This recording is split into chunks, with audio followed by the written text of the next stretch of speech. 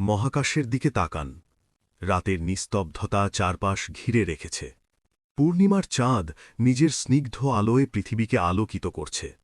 কিন্তু কি হবে যদি হঠাৎ সেই স্নিগ্ধ চাঁদ, যা যুগ যুগ ধরে আকাশে অবিচল, একজন মানুষের আঙুলের ইশারায় মাঝখান থেকে দ্বিখণ্ডিত হয়ে যায়? হ্যাঁ, ঠিকই শুনেছেন। কোনো রূপকথা নয়, কোনো সায়েন্স ফিকশন সিনেমার দৃশ্য নয়। আজ থেকে ১৪০০ বছর আগের মক্কার বুকে ঘটে যাওয়া এক বাস্তব এবং অকাট্য সত্য ঘটনা। এমন এক অলৌকিক ঘটনা যা দেখে মক্কার কাফেরদের পায়ের তলার মাটি সরে গিয়েছিল, স্তব্ধ হয়ে গিয়েছিল পুরো আরব বিশ্ব। প্রিয় দর্শক, আপনাদের সবাইকে স্বাগতম আজকের এই ঈমানদীপ্ত ও আবেগময় পর্বে। আজ আমরা জানব সর্বশ্রেষ্ঠ নবী হজরত মুহাম্মদ সাল্লাল্লাহু আলাইহি ওয়াসাল্লামের অন্যতম শ্রেষ্ঠ মুজিজা বা অলৌকিক ঘটনা, শাক্কুল কামার বা চাঁদ দ্বিখণ্ডিত হওয়ার রোমাঞ্চকর ইতিহাস। ভিডিওটি শুরু করার আগে আপনাদের কাছে বিনীত অনুরোধ, সত্যের এই সুন্দর আলো সবার মাঝে ছড়িয়ে দিতে আমাদের চ্যানেলটি সাবস্ক্রাইব করুন, ভিডিওটিতে একটি লাইক দিন এবং আপনার প্রিয়জনদের সাথে শেয়ার করুন। আপনাদের একটি শেয়ার হয়তো কোনো এক ভাই বা বোনের ঈমানকে আরও মজবুত করতে সাহায্য করবে।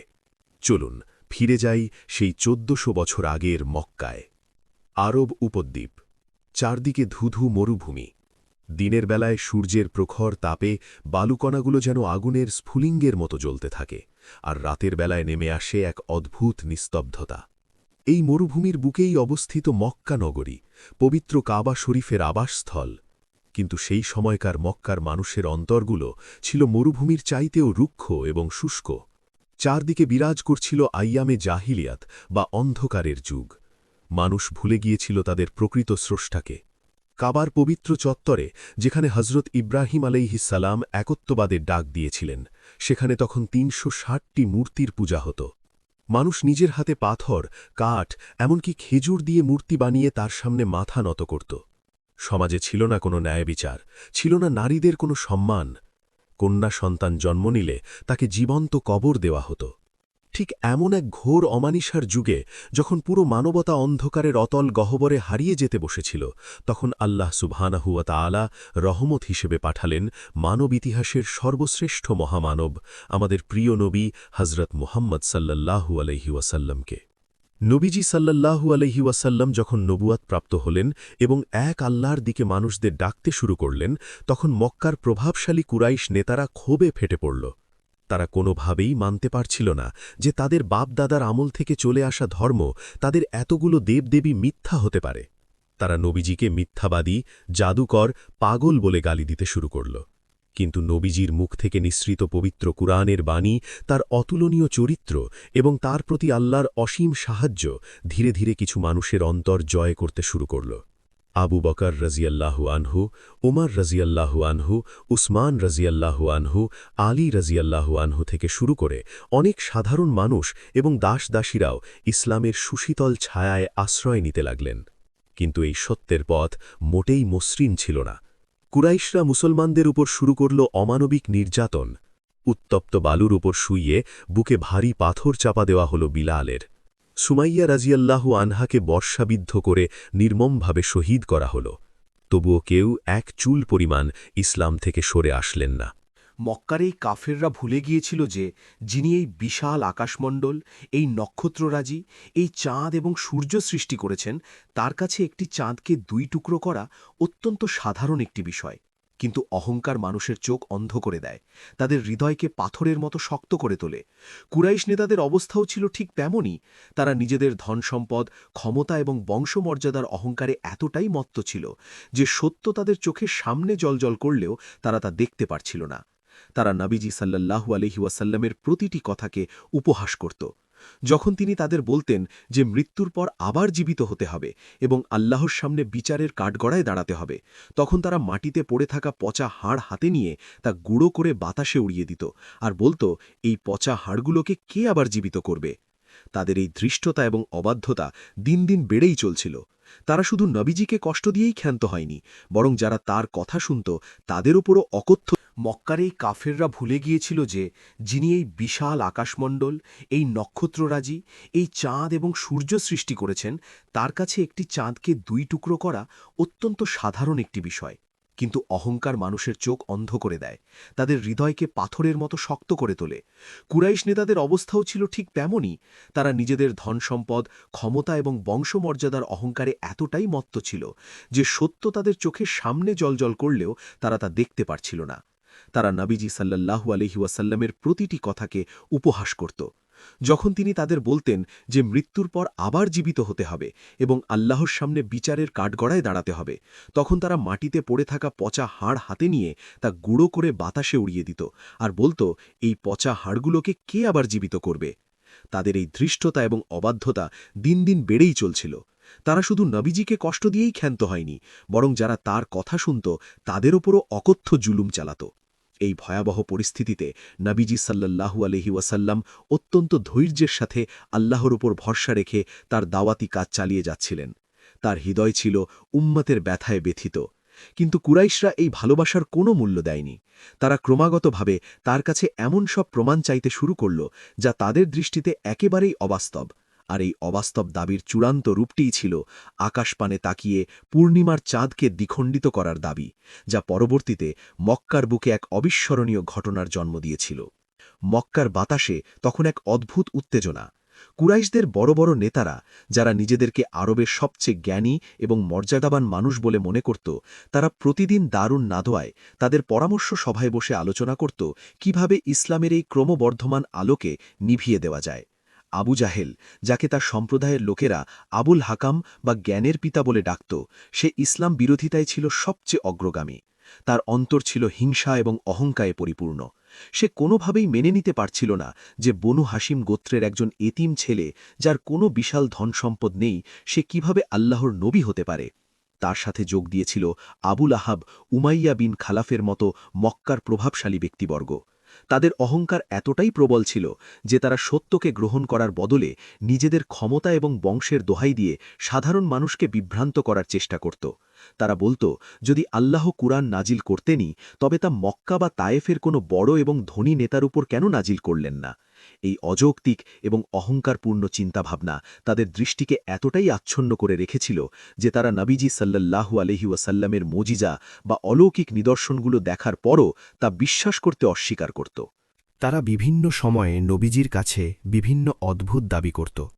কখনো তারা বলত, তুমি যদি সত্যিই নবী হও, তবে মক্কার এই অনুর্বর পাহাড়গুলোকে সরিয়ে এখানে এমন নদী প্রবাহিত করে দাও যেমনটি সিরিয়া এবং ইরাকে রয়েছে।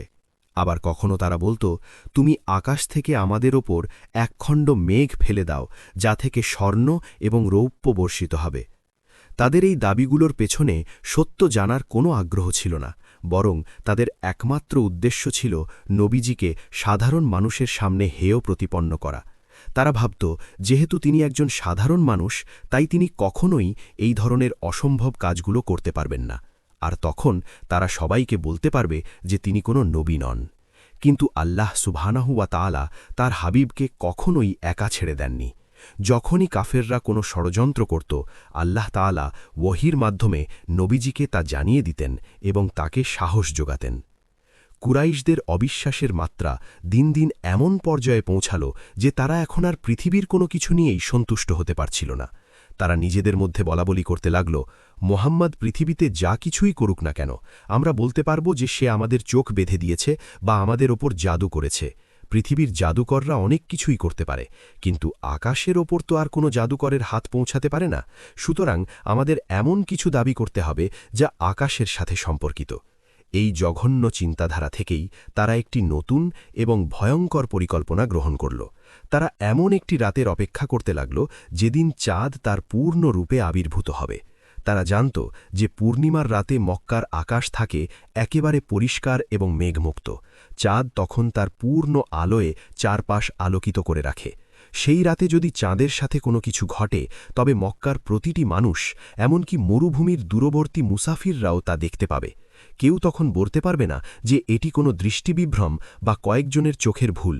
এই অহংকারী নেতারা তাদের এই নতুন পরিকল্পনা নিয়ে অত্যন্ত আত্মবিশ্বাসী ছিল। তারা মনে মনে হাসছিল এবং ভাবছিল যে এবার মোহাম্মদ সাল্লাল্লাহু আলাইহি ওয়াসাল্লাম নিশ্চিতভাবেই পরাজিত হবেন। তাদের এই অন্ধ অহংকার তাদের বুঝতে দেয়নি যে তারা আসলে এক মহা ধ্বংসের দিকে এগিয়ে যাচ্ছে। তারা ভুলে গিয়েছিল পূর্ববর্তী জাতিগুলোর কথা, যারা ঠিক এভাবেই তাদের নবী ও রাসূলদের কাছে মোজেজা দাবি করেছিল এবং মোজেজা দেখার পরও অস্বীকার করার কারণে আল্লাহর গজবে ধ্বংস হয়ে গিয়েছিল। আদ, সামুদ এবং লূত আলাইহিসসালামের সম্প্রদায়ের মতো মক্কার এই কুরাইশরাও একই ভুলের পুনরাবৃত্তি করতে যাচ্ছিল। কুরাইশ নেতাদের এই অবাধ্যতা সাধারণ মক্কাবাসীদের মধ্যেও এক ধরনের বিভ্রান্তি তৈরি করেছিল। যারা দুর্বল ঈমানের অধিকারী ছিল বা যারা তখনও ইসলামের দাওয়াত গ্রহণ করেনি, তারা এই ভেবে দ্বিধায় পড়ে যেত যে আসলেই তো কুরাইশ নেতারা তো আরবের সবচেয়ে বুদ্ধিমান মানুষ। তারা যখন এত জোর দিয়ে বিরোধিতা করছে, তখন নিশ্চয়ই এর মধ্যে কোনো কারণ আছে। আবু জাহেল এবং তার সহযোগীরা এই সুযোগটাই কাজে লাগাত। তারা কাবা প্রাঙ্গণে দাঁড়িয়ে উচ্চস্বরে ভাষণ দিত এবং নবীজি সাল্লাল্লাহু আলাইহি ওয়াসাল্লামের বিরুদ্ধে নানা ধরনের অপবাদ ছড়াত। তারা বলত, হে মক্কাবাসী, তোমরা এই লোকটির কথায় কান দিও না। সে আমাদের বাপদাদার ধর্মকে অপমান করছে, আমাদের দেবদেবীকে গালি দিচ্ছে এবং আমাদের সমাজে বিভেদ সৃষ্টি করছে। সে একজন জাদুকর, সে এমন কথা বলে যার দ্বারা স্বামী স্ত্রীর মধ্যে, পিতা পুত্রের মধ্যে বিচ্ছেদ ঘটে যায়। তাদের এই বিষাক্ত কথাগুলো বাতাসের মতো মক্কার ঘরে ঘরে ছড়িয়ে পড়ত। কিন্তু এত কিছুর পরও সত্যের আলো নিভিয়ে দেওয়া সম্ভব হয়নি। যারা প্রকৃত সত্যের সন্ধান করছিল, যাদের অন্তর ছিল পরিষ্কার, তারা ঠিকই নবীজির কাছে ছুটে আসত। এই পরিস্থিতিতে কুরাইশরা মরিয়া হয়ে উঠল। তারা বুঝতে পারল যে কথা দিয়ে বা সাধারণ বাধা দিয়ে এই প্লাবন ঠেকানো যাবে না। তাদের এমন একটি চূড়ান্ত আঘাত হানতে হবে যা ইসলামকে একেবারে সমূলে ধ্বংস করে দেবে। আর সেই চূড়ান্ত আঘাতের জন্যই তারা বেছে নিল আকাশের চাঁদকে, যা ছিল তাদের দৃষ্টিতে মানুষের ধরাছোঁয়ার সম্পূর্ণ বাইরে। তারা প্রস্তুত হতে লাগল সেই ঐতিহাসিক রাতের জন্য। দিনটি ছিল অন্য যে কোনো দিনের মতোই। মক্কার তপ্ত রোদ ধীরে ধীরে পশ্চিম আকাশে ঢলে পড়ছিল। কিন্তু মক্কার নেতাদের মনে তখন অন্যরকম এক অন্ধকার দানা বাঁধছে। আবু জাহেল, ওয়ালিদ বিন মুগীরা, আস বিন ওয়ায়েল এবং আবু সুফিয়ান, যিনি তখনও ইসলাম গ্রহণ করেননি, মক্কার এই শীর্ষস্থানীয় নেতারা দারুন নাদওয়ায় গোপন এক বৈঠকে মিলিত হল। তাদের আলোচনার একমাত্র বিষয়বস্তু ছিল হজরত মুহাম্মদ সাল্লাল্লাহু আলাইহি ওয়াসাল্লাম। আবু জাহেল অত্যন্ত রাগান্বিত স্বরে বলল, আমরা কি এইভাবে হাত গুটিয়ে বসে থাকব? আমাদের চোখের সামনে আমাদের দেবদেবীদের অপমান করা হচ্ছে, আমাদের পূর্বপুরুষদের বোকা বলা হচ্ছে, আর আমরা কিছুই করতে পারছি না। মুহাম্মদ দিন দিন শক্তিশালী হচ্ছে, তার অনুসারীর সংখ্যা বাড়ছে। যদি আমরা এখনই তাকে থামাতে না পারি, তবে খুব শীঘ্রই মক্কার নিয়ন্ত্রণ আমাদের হাত থেকে ফসকে যাবে। তার এই কথায় অন্য নেতারাও সায় দিল। ওয়ালিদ বিন মুগীরা, যিনি ছিলেন আরবের অন্যতম শ্রেষ্ঠ বাগ্মী এবং সম্পদশালী ব্যক্তি, তিনি বললেন, আমরা তো অনেক চেষ্টাই করলাম। আমরা তাকে ধন সম্পদ, নেতৃত্ব, এমনকি আরবের সবচেয়ে সুন্দরী নারীর প্রস্তাবও দিয়েছি, কিন্তু সে তো কোনো কিছুতেই রাজি হল না। সে শুধু এক আল্লাহর ইবাদত করার কথা বলে। আমরা তাকে জাদুকর বললাম, পাগল বললাম, কিন্তু মানুষ তো ঠিকই তার কথা শুনছে। এখন আমাদের এমন কিছু করতে হবে যা তাকে সবার সামনে সম্পূর্ণভাবে অপদস্থ করে। তখন আস বিন ওয়ায়েল একটি কুটিল হাসি হেসে বলল, আমি একটি উপায় বের করেছি। আমরা তার কাছে এমন একটি মোজেজা বা অলৌকিক কাজ চাইব যা পৃথিবীর কোনো মানুষের পক্ষে করা সম্ভব নয়। সে দাবি করে যে তার আল্লাহ সর্বশক্তিমান, তাহলে সে তার আল্লাহর কাছে সাহায্য চেয়ে আমাদের সেই মোজেজা দেখাক। আবু সুফিয়ার জিজ্ঞেস করলেন, কি এমন মোজেজা আমরা চাইতে পারি? আমরা তো এর আগে অনেক কিছুই চেয়েছি। আস বিন ওয়ায়েল উত্তর দিল, আমরা আকাশের দিকে হাত বাড়াব। পৃথিবীর কোনো জাদুকর জমিনের ওপর জাদু করতে পারে, কিন্তু আকাশের ওপর কারও কোনো নিয়ন্ত্রণ নেই। আমরা তাকে বলবো, যদি তুমি সত্যিই নবী হও, তবে আকাশের ওই পূর্ণিমার চাঁদকে আমাদের সামনে 2 টুকরো করে দেখাও। সে কখনোই এটি করতে পারবে না। আর যখন সে ব্যর্থ হবে, তখন আমরা পুরো মক্কার মানুষকে জড়ো করে দেখাব যে সে একজন ভণ্ড। এই প্রস্তাব শুনে আবু জাহেল আনন্দে আত্মহারা হয়ে গেল। সে বলল, দারুণ বলেছ। আকাশের চাঁদকে 2 টুকরো করা, এটি এমন একটি দাবি যা কোনো সুস্থ মস্তিষ্ক কখনো ভাবতেও পারে না। মুহাম্মদ এই ফাঁদে পা দিলেই আমাদের উদ্দেশ্য সফল হবে। ষড়যন্ত্রকারীদের এই পরিকল্পনা অত্যন্ত গোপনে নেওয়া হল। তারা সিদ্ধান্ত নিল যে আগামী পূর্ণিমার রাতেই তারা মিনার প্রান্তরে এই দাবি উত্থাপন করবে, কারণ মিনার প্রান্তর খোলা, চারদিকে পাহাড় ঘেরা এবং সেখান থেকে রাতের আকাশ অত্যন্ত পরিষ্কার দেখা যায়। তাছাড়া পূর্ণিমার রাতে সেখানে অনেক মানুষের সমাগম হয়। সবার সামনে এই ঘটনা ঘটলে মুহাম্মদের সাল্লাল্লাহু আলাইহি ওয়াসাল্লামের অপমানটাও আরও বড় হবে। তারা নিজেদের মধ্যেই চুক্তি করল যে সত্যিই সে চাঁদ দ্বিখণ্ডিত করতে পারে, যা তাদের মতে শতভাগ অসম্ভব, তবে তারা ইসলাম গ্রহণ করবে। কিন্তু তাদের অন্তরে ইসলাম গ্রহণের কোনো ইচ্ছাই ছিল না। তাদের একমাত্র লক্ষ্য ছিল নবীজিকে মিথ্যাবাদী প্রমাণ করা। এই ষড়যন্ত্রের কথা মক্কার সাধারণ মানুষের কাছে গোপন রাখা হল। কেবল নির্বাচিত কিছু নেতা এবং তাদের অনুসারীরাই এ বিষয়ে জানত। তারা অধীর আগ্রহে অপেক্ষা করতে লাগল পূর্ণিমার সেই রাতের জন্য। এদিকে আল্লাহ সুবহানাহু ওয়া তাআলা তার প্রিয় হাবিবকে এই ষড়যন্ত্র সম্পর্কে সম্পূর্ণ অবগত রেখেছিলেন। নবীজি সাল্লাল্লাহু আলাইহি ওয়াসাল্লাম জানতেন যে কুরাইশরা কি ভয়ানক ফন্দি আঁটছে, কিন্তু তিনি বিচলিত হননি। তার পূর্ণ বিশ্বাস ছিল তার রবের উপর। তিনি জানতেন যে আল্লাহ তাআলা কখনোই তার নবীকে কাফেরদের সামনে অপদস্থ হতে দেবেন না। নবীজি অত্যন্ত শান্ত এবং অবিচল ছিলেন। তিনি তার সাহাবীদের সাথে নিয়ে স্বাভাবিকভাবেই দিনের কাজ চালিয়ে যাচ্ছিলেন, কিন্তু তার অন্তরে উম্মতের জন্য এক গভীর বেদনা ছিল। তিনি ভাবতেন, এই মানুষগুলো নিজেদের অহংকার আর জেদের কারণে কিভাবে নিজেদের ধ্বংসের দিকে ঠেলে দিচ্ছে। পূর্ববর্তী নবীদের ইতিহাস তার জানা ছিল। হযরত সালেহ আলাইহিসসালামের কওম সামুদ জাতি উটের মোজেজা চেয়েছিল। যখন আল্লাহ তাদের সেই মোজেজা দিলেন এবং তারা তা অস্বীকার করল, তখন তাদের উপর ভয়াবহ আযাব নাজিল হয়েছিল। নবীজি ভয় পাচ্ছিলেন যে কুরাইশরা যদি এই বিরাট মোজেজা দেখার পরও ঈমান না আনে, তবে হয়তো তাদের উপরেও আল্লাহর গজব নেমে আসবে। কারণ এটি আল্লাহর একটি অলঙ্ঘনীয় নিয়ম যে যখন কোনো কওম স্পষ্ট মোজেজা বা নিদর্শন দেখার পরও তা অস্বীকার করে, তখন তাদের ধ্বংস অনিবার্য হয়ে পড়ে। তাই নবীজি সাল্লাল্লাহু আলাইহি ওয়াসাল্লাম আল্লাহর দরবারে অত্যন্ত আকুতি মিনতি করে দোয়া করতে লাগলেন। তিনি তার উম্মতের জন্য ক্ষমা এবং হেদায়েত প্রার্থনা করলেন। মক্কার সেই উত্তপ্ত পরিবেশের মধ্যে, যেখানে একদিকে কাফেরদের অহংকার আর ষড়যন্ত্র, অন্যদিকে নবীজির চরম ধৈর্য এবং আল্লাহর উপর তাওয়াক্কুল, সব মিলিয়ে এক অভূতপূর্ব পরিস্থিতির সৃষ্টি হয়েছিল। অবশেষে সেই কাঙ্ক্ষিত দিনটি ঘনিয়ে এল। মক্কার আকাশে পূর্ণিমার চাঁদ ওঠার প্রস্তুতি নিচ্ছে।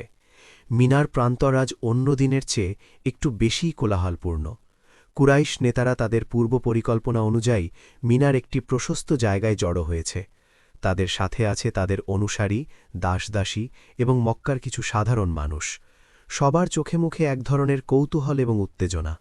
আবু জাহেল, আবুল আহাব, ওয়ালিদ বিন মুগিরা, আস বিন ওয়ায়েল এবং উমাইয়া বিন খালাফের মতো ডাকসাইটে নেতারা আজ সামনের সারিতে দাঁড়িয়ে আছে।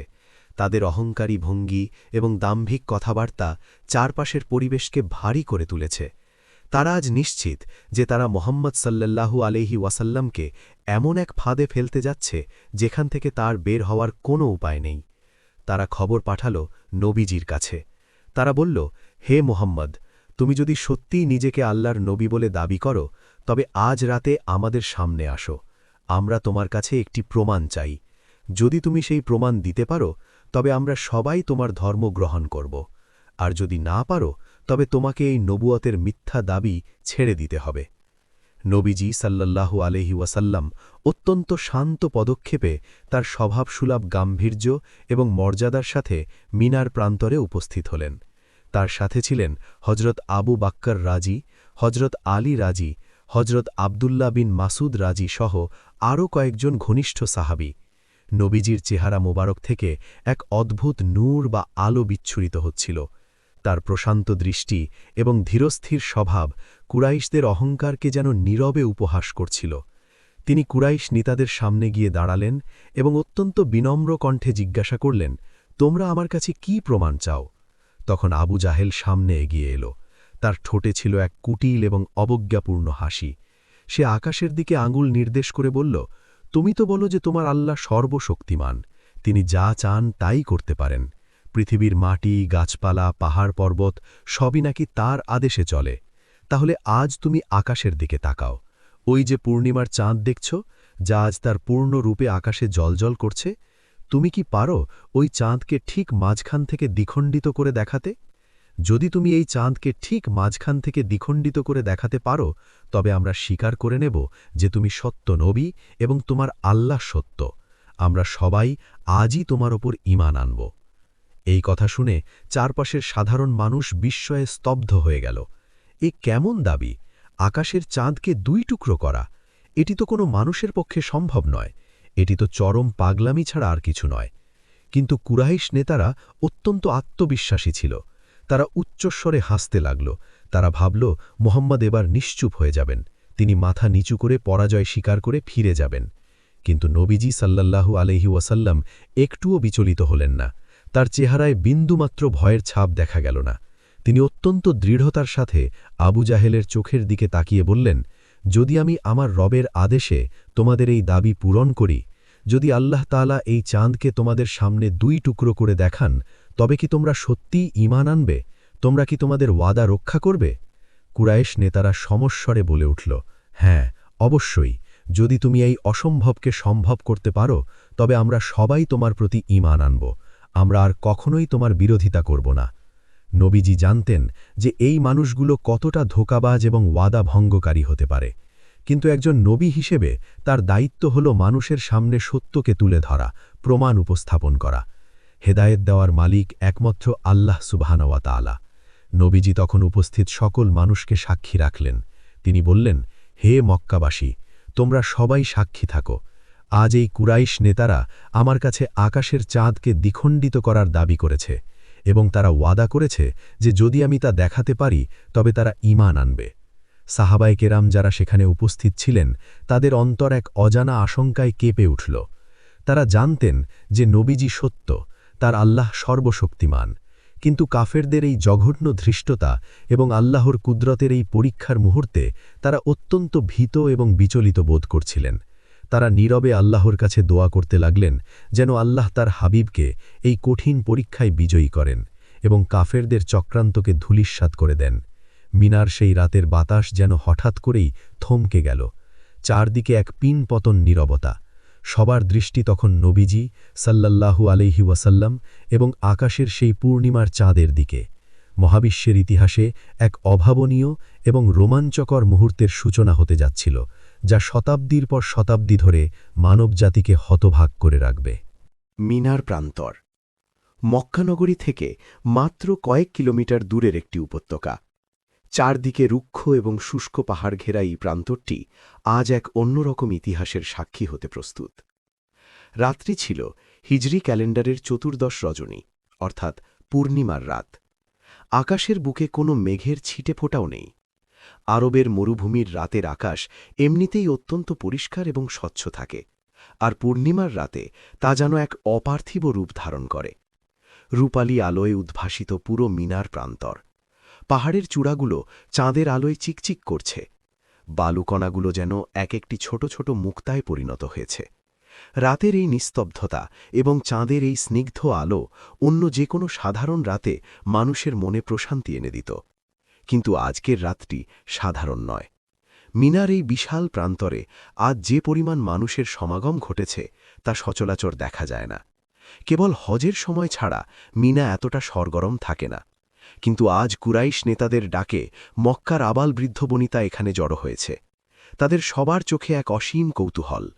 সবার দৃষ্টি আকাশের সেই জলজলে গোলকটির দিকে, যা অনন্তকাল ধরে মহাকাশে তার নিজস্ব নিয়মে ঘুরে চলেছে। উপস্থিত জনতার মধ্যে এক চাপা গুঞ্জন চলছে। কেউ বলছে, মুহাম্মদ কি সত্যি এই অসম্ভব কাজটি করতে পারবে? আরেকজন উত্তর দিচ্ছে, কখনোই নয়। আকাশের চাঁদকে 2 টুকরো করা তো দূরের কথা, পৃথিবীর কোনো মানুষ চাঁদের গায়ে একটি আঁচড়ও কাটতে পারবে না। আবুল হাকাম অর্থাৎ আবু জাহেল আজ খুব বুদ্ধিমানের মতো একটি কাজ করেছে। সে এমন এক ফাঁদ তৈরি করেছে যেখান থেকে মুহাম্মদের পালানোর কোনো পথ নেই। অন্যদিকে মুসলমানদের অবস্থা ছিল অত্যন্ত করুণ। হজরত আবু বকর সিদ্দিক রাজিয়াল্লাহু, যার ঈমান ছিল পাহাড়ের মতো অটল, তিনিও অত্যন্ত উদ্বিগ্ন হয়ে আকাশের দিকে তাকাচ্ছিলেন। হজরত আলী রাজিয়াল্লাহু তার তলোয়ারের হাতলে হাত রেখে সতর্ক দৃষ্টিতে চারপাশ পর্যবেক্ষণ করছিলেন, যেন কাফেররা হঠাৎ করে নবীজির উপর আক্রমণ করতে না পারে। হজরত আবদুল্লাহ ইবনে মাসুদ রাজিয়াল্লাহু, যিনি এই পুরো ঘটনার অন্যতম প্রধান প্রত্যক্ষদর্শী বর্ণনাকারী, তিনি মন্ত্রমুগ্ধের মতো নবীজি সাল্লাল্লাহু আলাইহি ওয়াসাল্লামের দিকে তাকিয়েছিলেন। মুসলমানদের মনে এই বিশ্বাস প্রবল ছিল যে আল্লাহ তার রাসূলকে অপমানিত করবেন না। কিন্তু আল্লাহর কুদরতের এই ভয়াবহ প্রকাশ কেমন হবে তা নিয়ে তাদের মনে এক ধরনের ভীতি মিশ্রিত উত্তেজনা কাজ করছিল। কুরাইশ নেতারা অত্যন্ত অহংকারের সাথে সামনের সারিতে দাঁড়িয়েছিল। তারা একে অপরের দিকে তাকিয়ে বাঁকা হাসছিল। আবুল আহাব তার দামি পোশাকের ভাঁজ ঠিক করতে করতে বলল, আজ রাতের পর মক্কায় আর কোনো নতুন ধর্মের নাম শোনা যাবে না। কাল সকালেই আমরা পুরো আরবে খবর পাঠিয়ে দেব যে মুহাম্মদ একজন ভণ্ড প্রমাণিত হয়েছে। তাদের এই অহংকার এবং দম্ভ মিনার শান্ত পরিবেশকে দূষিত করে তুলছিল। কিন্তু এই কোলাহল এবং দাম্ভিকতার মাঝেও একজন মানুষ ছিলেন সম্পূর্ণ অবিচল এবং শান্ত। তিনি হলেন আমাদের প্রিয় নবী হজরত মোহাম্মদ সাল্লাল্লাহু আলাইহি ওয়াসাল্লাম। তার পবিত্র মুখমণ্ডলে কোনো দুশ্চিন্তা বা ভয়ের লেশমাত্র ছিল না। তিনি জানতেন এই মহাবিশ্বের প্রতিটি অণুপরমাণু মহান আল্লাহর হুকুমের মুখাপেক্ষী। যে আল্লাহ কোন বললেই সবকিছু হয়ে যায়, তার কাছে একটি চাঁদকে 2 খণ্ড করা অত্যন্ত তুচ্ছ একটি ব্যাপার। নবীজি ধীরে ধীরে সামনের দিকে এগিয়ে গেলেন। তিনি এমন একটি স্থানে গিয়ে দাঁড়ালেন যেখান থেকে উপস্থিত সবাই তাকে এবং আকাশের চাঁদকে স্পষ্টভাবে দেখতে পারে। তার এই শান্ত এবং আত্মবিশ্বাসী পদক্ষেপ দেখে কুরাইশ নেতাদের হাসির শব্দ কিছুটা কমে গেল। তাদের মনে এক অজানা ভয়ের সঞ্চার হতে শুরু করল। তারা ভাবতে লাগল, মুহাম্মদ এতটা শান্ত কিভাবে থাকতে পারে? সে কি সত্যিই এমন কিছু করতে যাচ্ছে যা আমাদের ধারণার বাইরে? মিনার সেই বিশাল প্রান্তরে হাজারো মানুষের ভিড় থাকা সত্ত্বেও এক অদ্ভুত নীরবতা নেমে এল। বাতাসের শব্দও যেন বন্ধ হয়ে গেল। মহাকালের চাকা যেন কিছুক্ষণের জন্য থেমে গেল। সবার দৃষ্টি কেবল একটি বিন্দুতে, নবীজি এবং তার ঠিক উপরে আকাশে অবস্থান করা সেই পূর্ণিমার চাঁদ। মিনার প্রান্তরে দাঁড়িয়ে থাকা নবীজি সাল্লাল্লাহু আলাইহি ওয়াসাল্লামের হৃদয় তখন আল্লাহর প্রেমে এবং তাওয়াক্কুলে পরিপূর্ণ। তিনি জানতেন তার নিজের কোনো ক্ষমতা নেই আকাশের চাঁদকে 2 টুকরো করার। তিনি কেবল একজন মাধ্যম, একজন বান্দা এবং আল্লাহর রাসূল। যাবতীয় ক্ষমতা এবং কুদরত একমাত্র আল্লাহ রাব্বুল আলামিনের হাতে।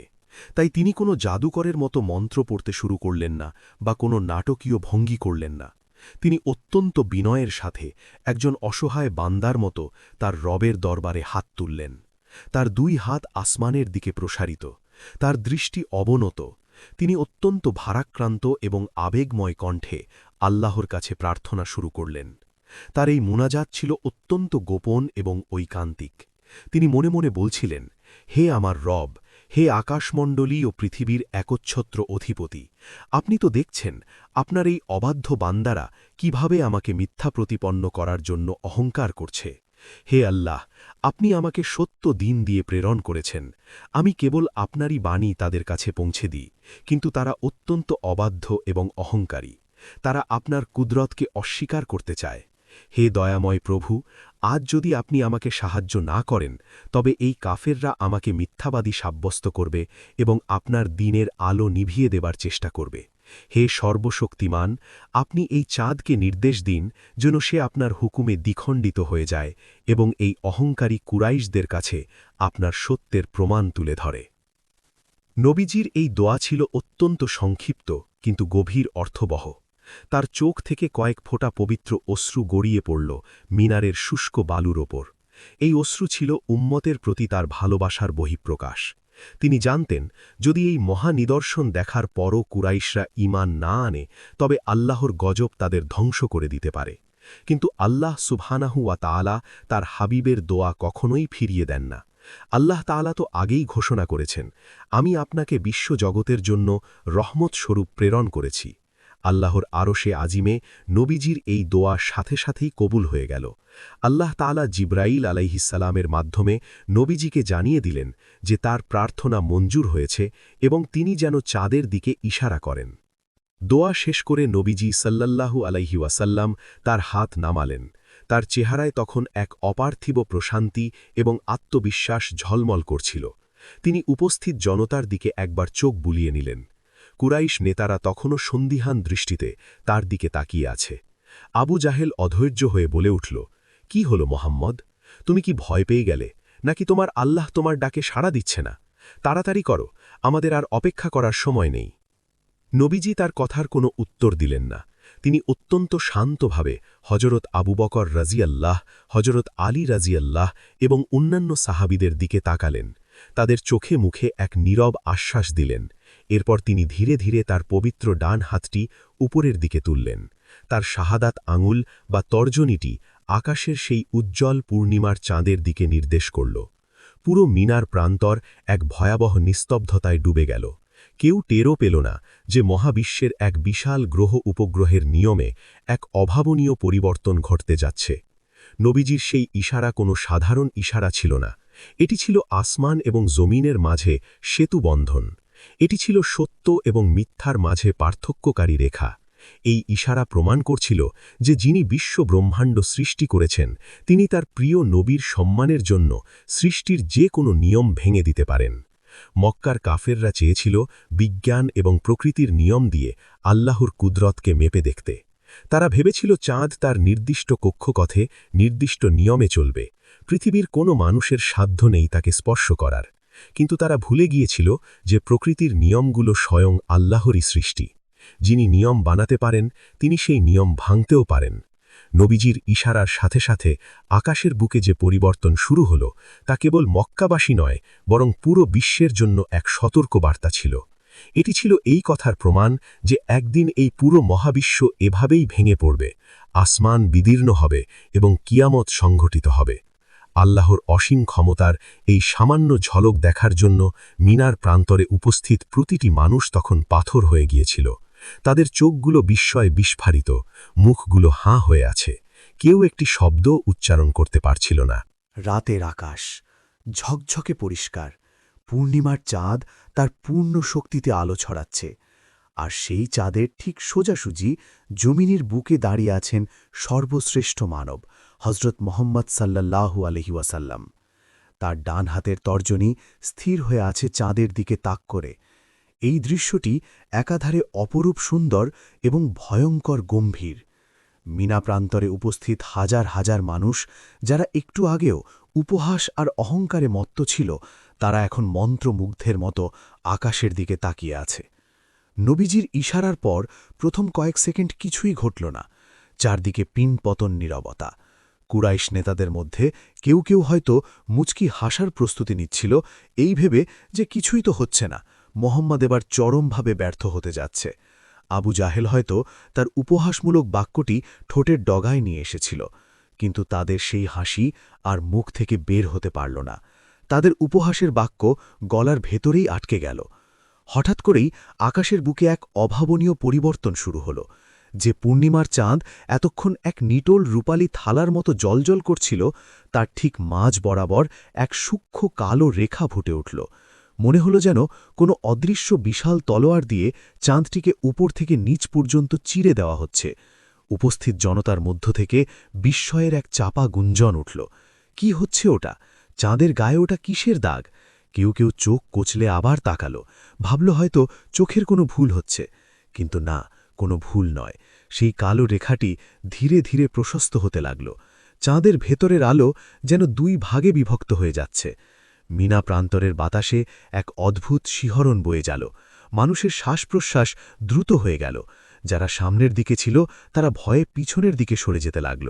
মনে হচ্ছিল যেন চাঁদটি যে কোনো মুহূর্তে আকাশ থেকে খসে তাদের মাথার উপর এসে পড়বে।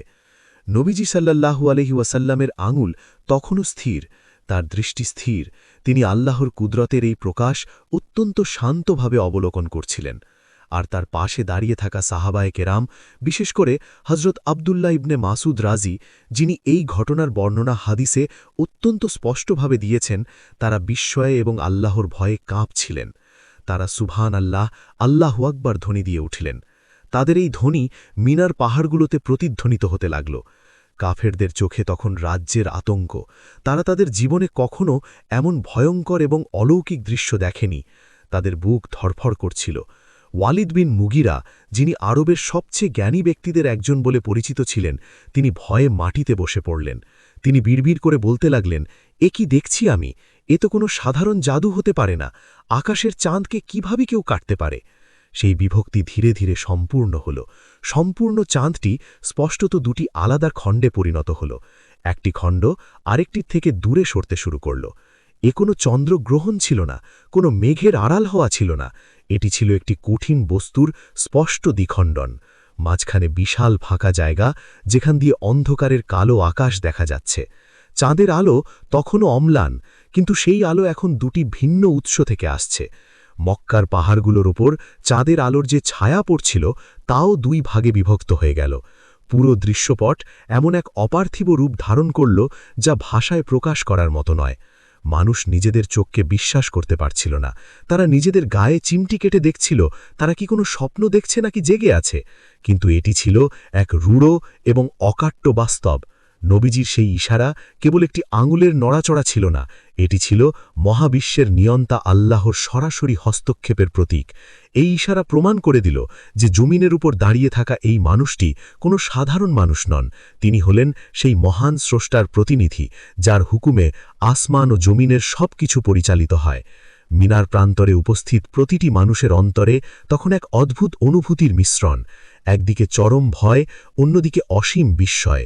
কুরাইশ নেতারা, যারা একটু আগে মোহাম্মদের ধ্বংস কামনা করছিল, তারা এখন নিজেদের প্রাণ ভয়ে ভীত। তাদের মনে হচ্ছিল, এই বুঝি আকাশ ভেঙে পড়ল, এই বুঝি পৃথিবী ধ্বংস হয়ে গেল। তারা বুঝতে পারছিল যে তারা এক ভয়ানক ভুল করে ফেলেছে। তারা এমন এক সত্তার সাথে পাল্লা দিতে গিয়েছে যার ক্ষমতার কোনো সীমা নেই। আবু সুফিয়ান, যিনি পরবর্তীতে ইসলাম গ্রহণ করেছিলেন, তিনি হয়তো তখন মনে মনে ভাবছিলেন যে এত বড় নিদর্শন দেখার পরেও কি কেউ অস্বীকার করতে পারে। কিন্তু অহংকারের পর্দা মানুষের বিবেককে কতটা অন্ধ করে দেয় তা একটু পরেই পরিষ্কার হয়ে যাবে। নবীজি অত্যন্ত উচ্চস্বরে উপস্থিত সবাইকে উদ্দেশ্য করে বললেন, ইশহাদু, ইশহাদু, অর্থাৎ তোমরা সাক্ষী থাকো, তোমরা সাক্ষী থাকো। তিনি সাহাবীদের দিকে তাকিয়ে বললেন, হে আবু বকর, হে আলী, হে ইবনে মাসুদ, তোমরা সাক্ষী থাকো। তিনি কুরাইশ নেতাদের দিকে ফিরে বললেন, হে আবু জাহেল, হে ওয়ালিদ, তোমরা সাক্ষী থাকো। তোমরা যা চেয়েছিলে আমার রব তা তোমাদের সামনে প্রকাশ করেছেন। নবীজির এই গম্ভীর এবং প্রশান্ত কণ্ঠস্বর মিনার বাতাসে প্রতিধ্বনিত হল। এটি ছিল সত্যের এক অমোঘ ঘোষণা। মহাকাশের দিকে তাকিয়ে থাকা মক্কার কাফেরদের চোখ তখন আক্ষরিক অর্থেই কপালে ওঠার উপক্রম হল। হজরত মুহাম্মদ সাল্লাল্লাহু আলাইহি ওয়াসাল্লামের আঙুলের ইশারায় চাঁদটি যে কেবল মাঝখান থেকে চিরে গিয়েছিল তাই নয়, বরং বিভক্ত দুটি খণ্ড একে অপরের থেকে দৃশ্যত অনেকটা দূরে সরে গিয়েছিল। এই দূরত্ব এতটাই স্পষ্ট ছিল যে কেউ আর একে চোখের ভুল বা দৃষ্টিভ্রম বলার সুযোগ পায়নি। হজরত আবদুল্লাহ ইবান মাসুদ রাজি তার বর্ণনায় বলেছেন, আমরা দেখলাম চাঁদের একটি খণ্ড পাহাড়ের একদিকে এবং অন্য খণ্ডটি পাহাড়ের অন্য দিকে চলে গেল। এটি ছিল এক অবিশ্বাস্য মহাজাগতিক ঘটনা। পৃথিবীর মাধ্যাকর্ষণ বা মহাকাশের কোনো সাধারণ নিয়ম দিয়ে এর ব্যাখ্যা দেওয়া অসম্ভব। এটি ছিল সরাসরি কুন ফায়া কুনের বাস্তবায়ন। চাঁদ যখন দুই খণ্ডে বিভক্ত হয়ে দূরে সরে গেল, তখন পুরো মিনা প্রান্তর এক ভয়াবহ আলো আঁধারির খেলায় মেতে উঠল। মক্কার চারপাশের উঁচু উঁচু পাহাড়গুলো, বিশেষ করে হেরা পর্বত এবং আবু কুবাইস পাহাড়ের উপর চাঁদের এই খণ্ডিত আলোর প্রভাব স্পষ্টভাবে দেখা যাচ্ছিল। সাধারণ মানুষ ভয়ে চিৎকার করে উঠল। নারী এবং শিশুরা কাঁদতে শুরু করল। তাদের মনে হচ্ছিল কিয়ামত বা মহাপ্রলয় বোধহয় শুরু হয়ে গেছে। পূর্ববর্তী কিতাবগুলোতে কিয়ামতের যেসব আলামতের কথা বলা ছিল, তার মধ্যে আসমান বিদীর্ণ হওয়া এবং গ্রহ নক্ষত্রের ধ্বংস হওয়ার কথা উল্লেখ ছিল। মক্কাবাসীরা ভাবল যে সেই মহাপ্রলয় আজই সংঘটিত হতে যাচ্ছে। তারা দিকবিদ্যেক জ্ঞান শূন্য হয়ে এদিক ওদিক ছুটতে লাগল। কিন্তু কুরাইশ নেতারা, যারা এই ঘটনার মূল কারিগর ছিল, তারা পাথরের মূর্তির মতো এক জায়গায় দাঁড়িয়ে রইল। তাদের মস্তিষ্ক এই দৃশ্যকে প্রসেস করতে পারছিল না। তাদের এতদিনের লালিত বিশ্বাস, তাদের অহংকার, তাদের যুক্তি, সবকিছু যেন এই বিভক্ত চাঁদের দুই খণ্ডের মাঝে পিষ্ট হয়ে চূর্ণ বিচূর্ণ হয়ে গেল। আকাশের এই অবস্থা দীর্ঘক্ষণ স্থায়ী ছিল না, কিন্তু তা উপস্থিত মানুষের অন্তরে এক চিরস্থায়ী দাগ কেটে যাওয়ার জন্য যথেষ্ট ছিল। আল্লাহ সুবহানাহু ওয়া তাআলা এই মোজেজাকে এতটাই স্পষ্টভাবে দেখিয়েছিলেন যে এর মধ্যে সন্দেহের কোনো অবকাশই ছিল না। চাঁদের এই দুই খণ্ড হওয়া কেবল মক্কাতেই সীমাবদ্ধ ছিল না। সেই রাতে পৃথিবীর যেসব অঞ্চলে রাত ছিল এবং আকাশ পরিষ্কার ছিল, সেখানকার অনেক মানুষই এই অদ্ভুত মহাজাগতিক দৃশ্যটি অবলোকন করেছিল। ইতিহাসের পাতায় এমন অনেক প্রমাণ পাওয়া যায় যে ভারতের কেরালার একজন রাজা চেরামান পেরুমল, তিনি তার প্রাসাদের ছাদ থেকে এই চাঁদ দ্বিখণ্ডিত হওয়ার দৃশ্যটি নিজের চোখে দেখেছিলেন। তিনি এতটাই বিস্মিত হয়েছিলেন যে তিনি এর কারণ অনুসন্ধান করতে শুরু করেন এবং পরবর্তীতে আরব বণিকদের কাছ থেকে জানতে পারেন যে মক্কায় একজন শেষ নবী এসেছেন যার ইশারায় এই ঘটনা ঘটেছে। এরপর তিনি মক্কায় এসে ইসলাম গ্রহণ করেছিলেন এবং তার নাম রাখা হয়েছিল তাজউদ্দিন রজি। এটি প্রমাণ করে যে চাঁদের এই দ্বিখণ্ডন কোনো স্থানীয় ভ্রমর বা মক্কার মানুষের উপর করা কোনো জাদু ছিল না। এটি ছিল এক বৈশ্বিক মহাজাগতিক ঘটনা যা আল্লাহ তাআলা তার প্রিয় হাবিবের সত্যতা প্রমাণের জন্য ঘটিয়েছিলেন। কিন্তু এত বড় প্রমাণ, এত বড় মোজেজা দেখার পরও মক্কার কাফেরদের অন্তর গলল না। তারা যখন সম্বিত ফিরে পেল তখন তারা একে অপরের দিকে তাকাতে লাগল। তারা ভাবল, এখন যদি তারা ঈমান আনে তবে মক্কার সাধারণ মানুষের কাছে তাদের মাথা নিচু হয়ে যাবে, তাদের নেতৃত্ব, তাদের প্রতিপত্তি সব শেষ হয়ে যাবে। তাই তারা সত্যকে মেনে নেওয়ার পরিবর্তে এক নতুন বাহানা খুঁজতে শুরু করল। তারা নিজেদের চোখকে অস্বীকার করল, নিজেদের বিবেককে গলা টিপে হত্যা করল। আকাশের চাঁদ দুই খণ্ড হয়ে প্রমাণ করে দিল যে মুহাম্মদ সাল্লাল্লাহু আলাইহি ওয়াসাল্লাম সত্য নবী, কিন্তু আবু জাহেল এবং তার সহযোগীদের অন্তরের অন্ধকার বিন্দুমাত্র কমল না, বরং তা আরও ঘনীভূত হল। তারা এই সুস্পষ্ট মোজেজাকে জাদু বলা আখ্যায়িত করার এক নির্লজ্জ এবং জঘন্য খেলায় মেতে উঠল। চাঁদ যখন সম্পূর্ণভাবে দুই খণ্ডে বিভক্ত হয়ে গেল তখন এক অভূতপূর্ব এবং অবিস্মরণীয় দৃশ্যের অবতারণা হল। হজরত আনাস বিন মালিক রাদিয়াল্লাহু আনহু এবং হজরত আবদুল্লাহ ইবনে মাসুদ রাদিয়াল্লাহু আনহুর বর্ণনা অনুযায়ী চাঁদের একটি অংশ হেরা পর্বতের এক পাশে এবং অন্য অংশটি হেরা পর্বতের অন্য পাশে অবস্থান করছিল। মিনার প্রান্তর থেকে দেখলে মনে হচ্ছিল যেন বিশাল এবং সুউচ্চ হেরা পর্বতটি খণ্ডিত চাঁদের ঠিক মাঝখানে মাথা উঁচু করে দাঁড়িয়ে আছে। হেরা পর্বত, এই সেই পর্বত যার গুহায় বসে নবীজি সাল্লাল্লাহু আলাইহি ওয়াসাল্লাম নবুয়ত প্রাপ্তির আগে দিনের পর দিন, রাতের পর রাত এক আল্লাহর ধ্যানে মগ্ন থাকতেন। এই সেই হেরা গুহা যেখানে প্রথম ওহী ইকরা অর্থাৎ পড়ুন নাজিল হয়েছিল এবং বিশ্ব মানবতার মুক্তির সনদ পবিত্র কুরআনের অবতরণ শুরু হয়েছিল। আজ সেই একই হেরা পর্বত যেন সত্যের এক বিশাল সাক্ষী হয়ে চাঁদের দুই খণ্ডের মাঝখানে অবস্থান করছিল। এই দৃশ্যটি অত্যন্ত তাৎপর্যপূর্ণ ছিল। হেরা পর্বত ছিল মক্কার ভৌগোলিক ল্যান্ডমার্ক যা সবাই চিনত। চাঁদের দুই খণ্ড যখন হেরা পর্বতের দুই পাশে চলে গেল তখন এটি একটি অকাট্য প্রমাণে পরিণত হল যে এটি কোনো দৃষ্টিভ্রম নয়।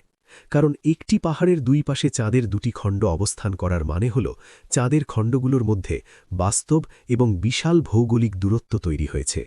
উপস্থিত হাজার হাজার মানুষ স্পষ্ট দেখতে পাচ্ছিল যে ডান দিকের চাঁদের খণ্ডটির আলো হেরা পর্বতের ডান ঢালে পড়ছে এবং বাম দিকের খণ্ডটির আলো বাম ঢালে পড়ছে, আর মাঝখানে পর্বতটি এক গাঢ় ছায়া তৈরি করছে।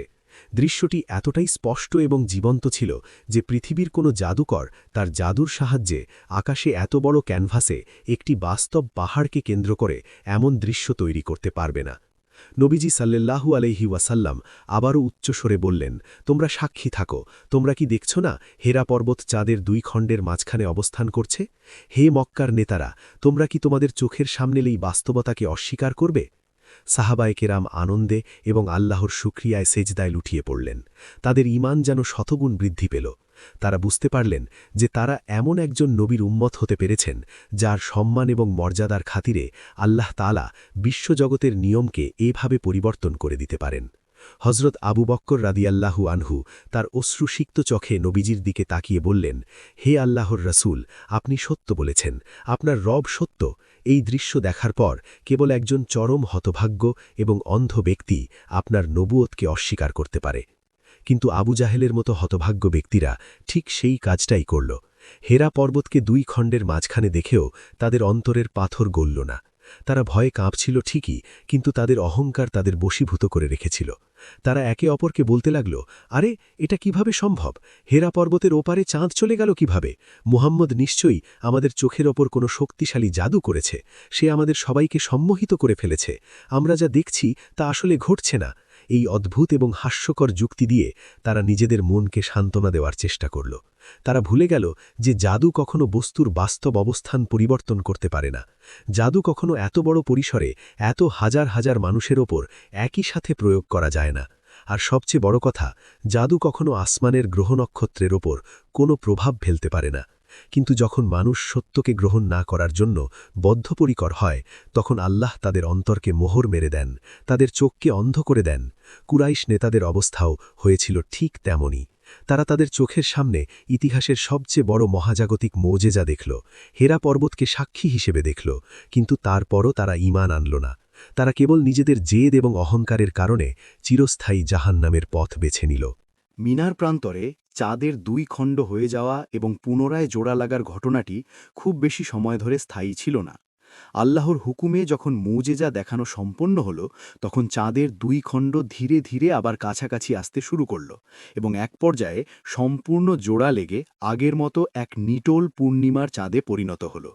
চাঁদের গায়ে দ্বিখণ্ডিত হওয়ার কোনো দাগ বা চিহ্ন আর অবশিষ্ট রইল না। আকাশ আবার আগের মতো শান্ত এবং স্বাভাবিক হয়ে গেল। কিন্তু মিনার প্রান্তরে উপস্থিত মানুষের মনের অবস্থা মোটেও শান্ত ছিল না। সেখানে এক চরম বিশৃঙ্খলা এবং কোলাহলের সৃষ্টি হল। কুরাইশ নেতারা, যারা এতক্ষণ ভয়ে এবং বিস্ময়ে বোবা হয়েছিল, তারা এবার নড়ে চড়ে বসল। আবু জাহেল, যার অন্তর ছিল কুফরির অন্ধকারে পরিপূর্ণ, সে সবার আগে কথা বলে উঠল। সে অত্যন্ত উচ্চস্বরে চিৎকার করে বলল, হে মক্কাবাসী, তোমরা ভয় পেও না, এটি কিছুই নয়, এটি কেবল আবু কাবসার ছেলের, নবীজিকে তারা উপহাস করে এই নামে ডাকত, একটি শক্তিশালী জাদু। সে আমাদের সবাইকে তার জাদুর জালে আবদ্ধ করে ফেলেছে। আমরা আমাদের চোখে যা দেখেছি তা আসলে ঘটেইনি, সে আমাদের দৃষ্টিকে বিভ্রম করেছে। তার এই কথা শুনে ওয়ালিদ বিন মুগিরা এবং আবুল আহাবও সুর মেলাল। তারা বলল, হ্যাঁ ঠিক তাই, আবু জাহেল ঠিক কথা বলেছে। মুহাম্মদ পৃথিবীর সবচেয়ে বড় জাদুকর। সে জমিনের ওপর জাদু করে সন্তুষ্ট ছিল না, তাই আজ সে আকাশের চাঁদের ওপরও জাদু করার ভান করেছে। তোমরা কেউ তার কথায় কান দিও না, সে তোমাদের বোকা বানানোর চেষ্টা করছে। তাদের এই নির্লজ্জ মিথ্যাচার শুনে সাহাবায়ে কেরাম রাগে এবং ক্ষোভে ফেটে পড়লেন। হজরত ওমর রাজিয়াল্লাহু, যিনি তার বীরত্ব এবং স্পষ্টবাদিতার জন্য পরিচিত ছিলেন, তিনি তরবারি কোষমুক্ত করে সামনে এগিয়ে আসতে চাইলেন, কিন্তু নবীজি সাল্লাল্লাহু আলাইহি ওয়াসাল্লাম অত্যন্ত শান্তভাবে তাকে থামালেন। নবীজি জানতেন এই জাহেল লোকদের সাথে তর্ক করে কোনো লাভ নেই, তাদের অন্তর সিলগালা হয়ে গেছে, তারা সত্যকে দেখেও চিনতে পারছে না। সাধারণ মক্কাবাসীদের মধ্যে যারা দুর্বল ঈমানের ছিল, তারা কুরাইশ নেতাদের এই কথায় দ্বিধায় পড়ে গেল। তারা ভাবতে লাগল, সত্যিই কি এটি জাদু ছিল, নাকি সত্যিই চাঁদ 2 খণ্ড হয়েছিল? এই সংশয় তাদের মনকে আচ্ছন্ন করে ফেলল। কিন্তু কুরাইশ নেতাদের এই জাদু তত্ত্বের মধ্যেও একটি বড় ফাঁক ছিল। আবু জাহেল নিজেই বুঝতে পেরেছিল যে তার এই যুক্তি খুব একটা ধোপে টিকবে না, কারণ জাদু সাধারণত নির্দিষ্ট একটি জায়গায় বা উপস্থিত কিছু মানুষের উপর কাজ করে। যদি মুহাম্মদ সত্যি মিনার প্রান্তরের মানুষের ওপর জাদু করে থাকেন, তাহলে যারা মিনার বাইরে আছে, যারা মরুভূমিতে বা অন্য কোনো শহরে আছে, তাদের ওপর তো এই জাদু কাজ করার কথা নয়। তাই আবু জাহেল তখন এক নতুন প্রস্তাব দিল। সে বলল, ঠিক আছে, যদি আমরা ধরেও নেই যে মোহাম্মদ আমাদের উপর জাদু করেছে, কিন্তু সে তো আর পুরো পৃথিবীর মানুষের উপর জাদু করতে পারে না।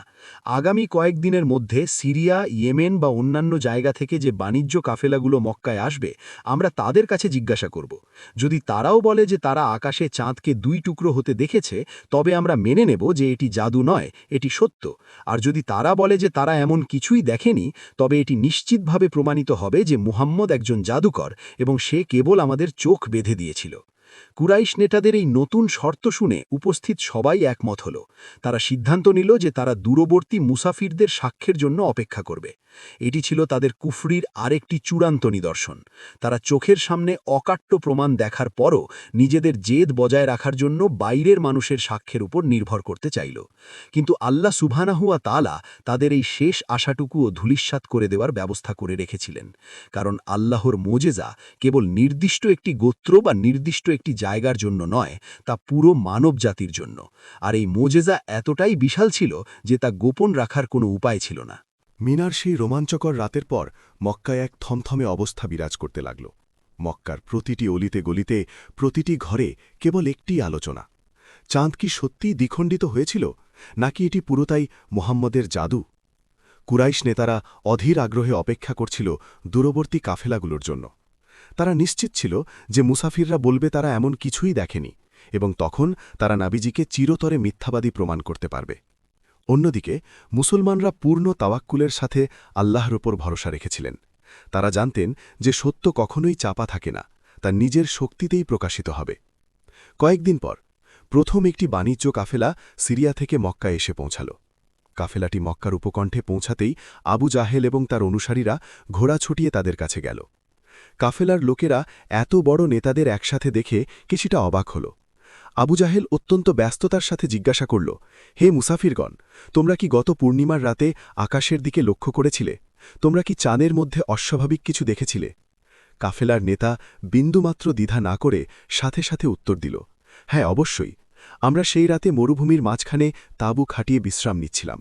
হঠাৎ আমরা আকাশের দিকে তাকিয়ে দেখি এক ভয়ানক দৃশ্য। পূর্ণিমার চাঁদটি ঠিক মাঝখান থেকে চিরে 2 খণ্ড হয়ে গেছে এবং 2 খণ্ডের মাঝখানে অনেকটা দূরত্ব তৈরি হয়েছে।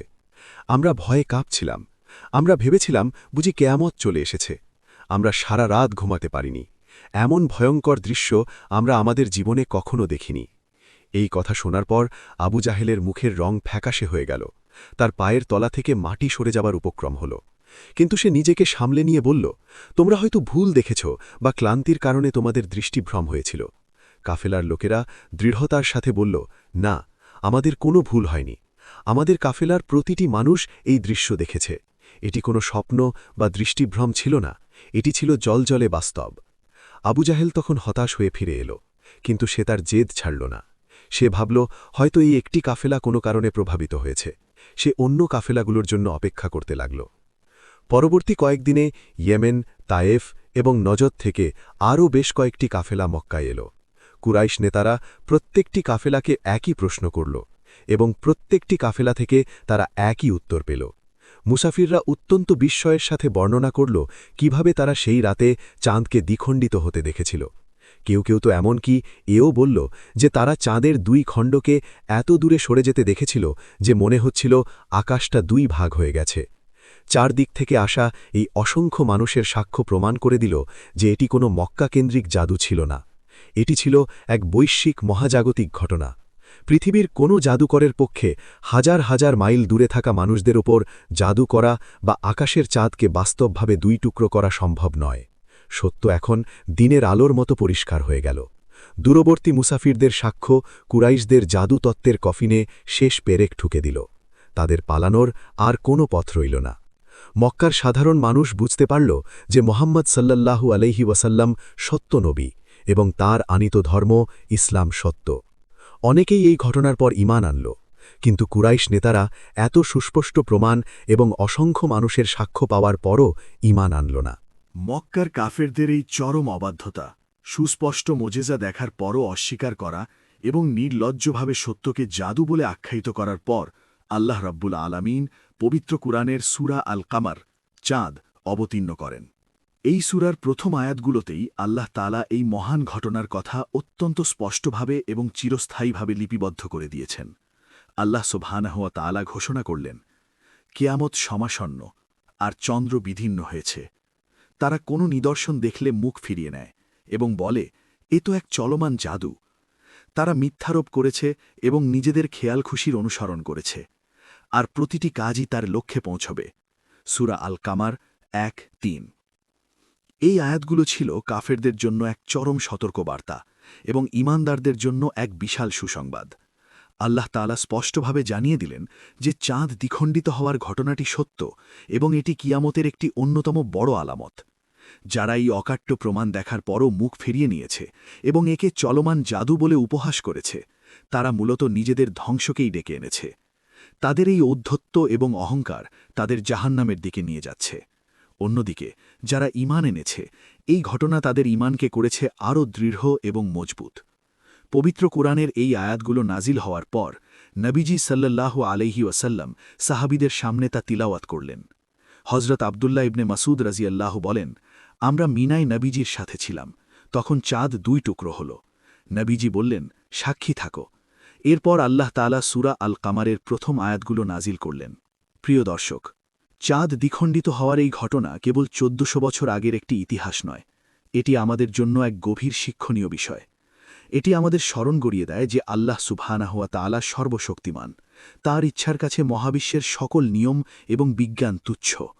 যখন তিনি চান তখন আকাশের চাঁদও 2 টুকরো হয়ে যায়। আজকের আধুনিক বিজ্ঞানও চাঁদের পৃষ্ঠে এমন কিছু বিশাল ফাটল আবিষ্কার করেছে যা দেখে অনেক বিজ্ঞানী অবগত হয়েছেন। এই আবিষ্কার মুসলমানদের ঈমানকে আরও মজবুত করে যে পবিত্র কোরআনে বর্ণিত প্রতিটি কথা এবং আমাদের নদীজির প্রতিটি মোজেজা ধ্রুব সত্য। এই ঘটনা আমাদের আরও শিক্ষা দেয় যে অহংকার মানুষের সবচেয়ে বড় শত্রু। আবু জাহেল এবং অন্যান্য কুরাইশ নেতারা সত্যকে চিনেছিল, তারা নিজেদের চোখে মোজেজা দেখেছিল, কিন্তু কেবল অহংকার এবং নেতৃত্বের মোহের কারণে তারা ঈমান আনেনি। তারা সত্যকে জাদু বলে উড়িয়ে দিয়েছিল। আজকেও আমাদের সমাজে এমন অনেক মানুষ আছে যারা ইসলামের সত্যতা এবং কুরআনের অকাট্য প্রমাণ দেখার পরও বিভিন্ন অজুহাতে তা অস্বীকার করে। তাদের পরিণতিও আবু জাহেলের মতোই ভয়াবহ হবে যদি না তারা তওবা করে ফিরে আসে। আসুন আমরা আল্লাহর কাছে দোয়া করি, তিনি যেন আমাদের অন্তরকে অহংকার মুক্ত রাখেন। তিনি যেন আমাদের হজরত আবু বকর সিদ্দিক এবং হজরত আলী রাজি আল্লাহুর মতো অটল ঈমান দান করেন। আমরা যেন কোনো সন্দেহ না ছাড়াই আমাদের প্রিয় নবী হজরত মুহাম্মদ সাল্লাল্লাহু আলাইহি ওয়াসাল্লামের আনিত দিনকে আঁকড়ে ধরতে পারি। ভিডিওটি শেষ করার আগে আপনাদের কাছে আবারও বিনীত অনুরোধ, সত্যের এই অকাট্য প্রমাণ এবং ঈমানদীপ্ত ইতিহাস সবার মাঝে ছড়িয়ে দিতে আমাদের চ্যানেলটি সাবস্ক্রাইব করুন, ভিডিওটিতে একটি লাইক দিন এবং আপনার পরিবার ও বন্ধুদের সাথে শেয়ার করুন। আপনাদের একটি শেয়ার হয়তো অনেককে সত্যের পথ দেখাতে সাহায্য করবে। আগামীতে এমন আরও ঈমানদীপ্ত এবং সত্য ঘটনা নিয়ে আপনাদের সামনে উপস্থিত হব। ততদিন পর্যন্ত আল্লাহ সুবহানাহু ওয়া তাআলা আমাদের সবাইকে সুস্থ রাখুন এবং ঈমানের সাথে বেঁচে থাকার তৌফিক দান করুন। আমিন।